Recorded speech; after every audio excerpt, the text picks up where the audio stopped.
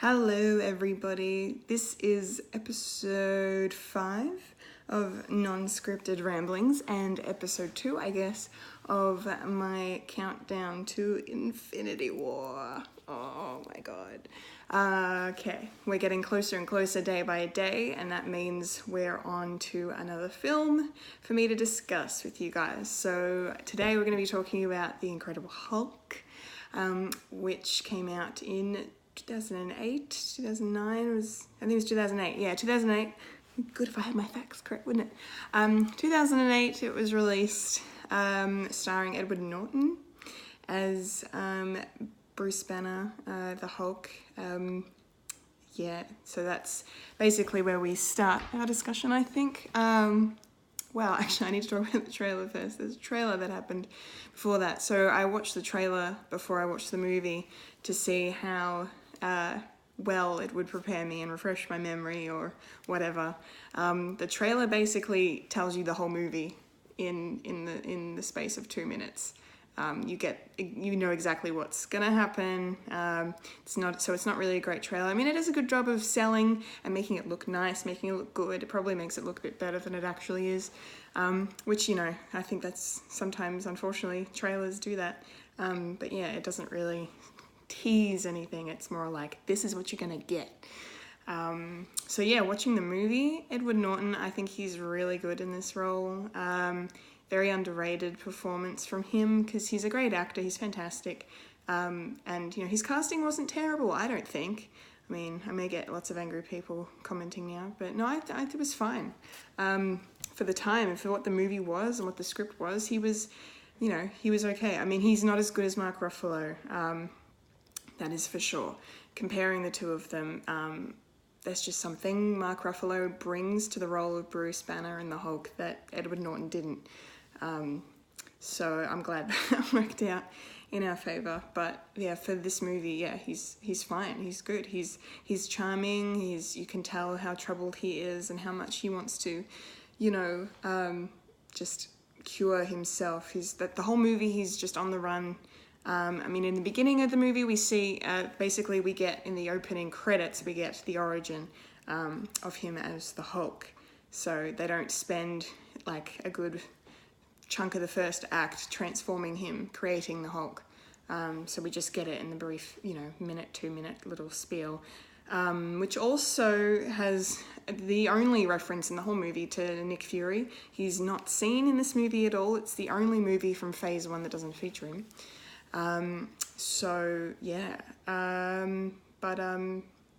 So that was, it's very interesting. It's good. I'm glad that they did it that way because you don't need to, everyone knows how the Hulk is born. It's like Spider-Man. It's like Batman. We all know how he was created.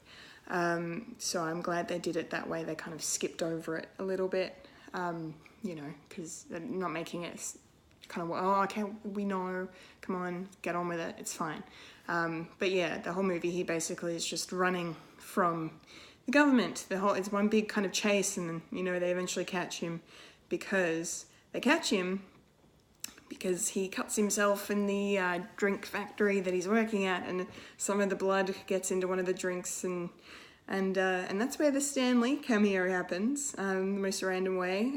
He drinks the tainted drink that has Banner's blood in it. We don't actually see what happens to him, but we assume it's not great. But that's how the government find him.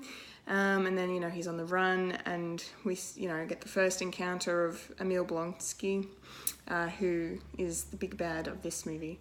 The first battle against the Hulk, and we see the first time Edward Norton's hulking out, essentially, for lack of a better term. They kind of shroud it in a little mystery because it's in the factory and it's dark and all of that. One thing I want to mention about a factory before we move on too is a really funny line, really funny line when Banner is like in a confrontation and he says, he's speaking in Portuguese because he's in Brazil, and he tries to say, "You wouldn't like me when I'm angry," which is obviously the iconic Hulk line, the iconic line from Bruce Banner, and he doesn't know the word for angry in Portuguese, so he says hungry, and I it made me laugh. I was like, that's actually pretty funny. And Norton's delivery is perfect. Like, it's not forced, it's not cheesy or anything. It's quite funny. So good. That's very good. And then, we move on, and what do we get? We meet Betty Ross, played by Liv Tyler. She does a really good job in this role as well. I mean, she's also a very good actress. She definitely, the chemistry between them, that one thing I will say for this movie, the chemistry between Liv Tyler and Edward Norton is totally there. It's totally present. It's obvious. It's not forced. It's not, it's not fake. It's genuine. You can see they're genuine. Even though we haven't seen the relationship between them, we can feel the chemistry and feel the history of their relationship together. And they do a really, really good job with her. And then obviously the tension between her and her father, General Ross, who, most people know now from Captain America Civil War, because Ross was kind of, I guess, forgotten about for a long time, almost 10 years. Wasn't in a Marvel movie, wasn't mentioned at all. And then the Russos decided it would be a really good idea to bring him into Civil War, which is why we get him kind of being the one to tell the Avengers, we've written the Sokovia Accords, we're bringing you into line, we've got to, he's that guy, he plays that guy. Oh my god, what's the actor's name? How did I forget the actor's name? I know his name too, it's terrible. He's really good. William Hurt. William Hurt. He's the great actor that portrays General Ross. Very, very good. And the relationship between him and Betty is obviously very strained because of what's happened to Bruce, and all of that going on. And then Ross's just unwavering determination to catch Banner, to catch the Hulk throughout the film is, you can clearly see that. It's very, very cool. But we also get mentioned, he's the one that kind of says the way in this movie, the way the Hulk was created was based on the Captain America super serum that we haven't seen at this point yet, obviously in the MCU, very early days, second movie and all that. But he references it and says that it's basically that super soldier serum was used to create the Hulk, but obviously too much gamma radiation, he was overexposed, and that's how we get the Hulk, and that's how we later get the Abomination as well. So basically, I know the movie is not, it's not as bad as I remember. This is literally only the second time I've ever watched it, because I watched it once years ago and I was like, oh, okay, it's fine. It is what it is. And I think some of the CG, I don't know if it's the fact that it was 2008, 2009, 2008, why do I keep getting confused? 2008, the fact that it's 2008 obviously kind of doesn't help in its favor compared to now. Compared to last year we saw Thor Ragnarok, and the Hulk obviously is in that, and he looks incredible, and they do such a good job. You can see how far the CGI has come over the years with each version of the Hulk that we've gotten. But this one, I don't know if it was just not that great CGI or it just hasn't aged well. It could be both, I don't know. But it's a bit shaky, which is probably one of the weak points of the film. Also there's another interesting little thing. We obviously get, my camera fell. Oh no. We obviously get a reference to the leader, which is one of Hulk's big villains, played by Tim Blake Nelson. He's Dr. Samuel Stearns. He's Mr. Blue, the guy that Banner has been corresponding with throughout the entire movie, because he's figured out a cure, he thinks, for the Hulk. Unfortunately, he hasn't. But then, he kind of lets the power go to his head a little bit after he sees the Hulk transformation and sees, he thinks maybe he's cured him, he's not sure, but he's like, no, I want to use you to he has good intentions at first. He's like, we can use you to cure disease and make humanity strong and all of this, and it's good things. But then, Emil Blonsky shows up after his, second bout with the Hulk at the university in the big field where he got thrown against the tree because he was like, bring it on, and then the Hulk's like, smash. into a tree, and then he didn't die because he had the super serum in him, and he healed pretty quick. And then so he's just kind of gone mad with power, as they say, and he's like, you're gonna make me a Hulk, please, thank you, okay. And then, you know, Stearns kind of goes a bit loopy and does that and makes him the Hulk and makes him, well, the Abomination. And then, yeah, at the end we see there's a wound on top of Stearns' head that gets mixed with Banner's blood, and then his head starts to kind of blah, blah, blah. And then he smiles creepily at the camera, because who doesn't love that? It's fine. And yeah, and then he becomes, well, we don't know what he becomes, but, you know, obviously it's an allusion to the Leader, which is, you know, the villain he is in the comics. And, you know, teasing, like, you know, they're setting little teasers just to see if, you know, the Hulk did well enough, we'd get a second film. Unfortunately, it hasn't worked out that way, but I and I think many people kind of believe that the Hulk really just kind of serves best as like a supporting side character in with the Avengers, in with Thor, or, you know, however you want to use him, better than his own movie, because I don't know, they can't really seem to get Thor, what am I saying Thor for? Thor on the brain. They can't really seem to get the Hulk right, in terms of his own solo movie, like in comparison at least to the rest of the MCU movies that we've had. But yeah, I don't know. And now we're getting, you know, at the moment where we're sitting, where Infinity War is going to be the second film in a 3-film arc for Bruce Banner, the Hulk, that they've said. So Avengers 4 is going to obviously be the conclusion of that arc, so that's going to be interesting. But yes, I'm just trying to see if there's anything else I need to mention. Oh yeah, Lou Ferrigno, who of course is the Incredible Hulk, was in the TV series in the late 70s, early 80s. And yeah, he's obviously makes a cameo in this movie, as he did in the original Hulk film with Eric Bana in 2003. He's a security guard, and it's kind of, you know, it's a little cheesy, it's a little like, yeah, it's fine. There he is, you know, with his funny accent, it's all good. It's a nice wink, it's a nice way to pay homage to that kind of era of the Hulk, which is really cool.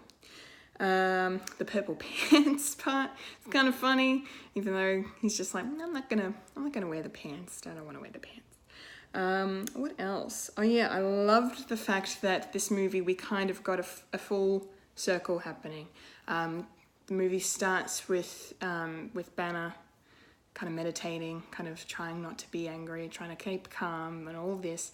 And then at the end of the movie, after everything we've just witnessed and everything he's been through, we see him meditating again, and then his eyes go green and he kind of like smirks at the camera, which is obviously, I think, it's like a Easter egg of sorts, like a little foreshadowing, if you will, to the Avengers, to Hulk, when he says, you know, well, that's my secret, Cap, I'm always angry. You know, he finally figured out how to control the Hulk and control his anger and stop himself from changing, which is, yeah, really, really, really good. I like that now, because seeing that and then knowing what comes is also, it does help to make this movie, I think, a lot better than what it is, which is good.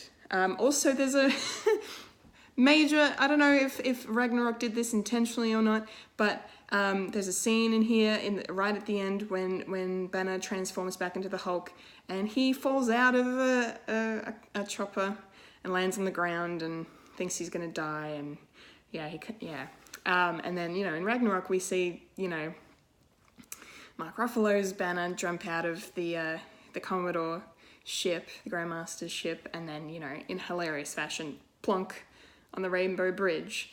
Very, very, very funny.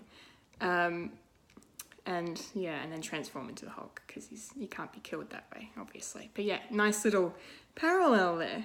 I really enjoyed that. But yes, and then, yeah, the Abomination talks for some reason. I think it's probably got something to do with all the crap that, the extra experimentation, the extra gamma radiation, obviously, that they did with him.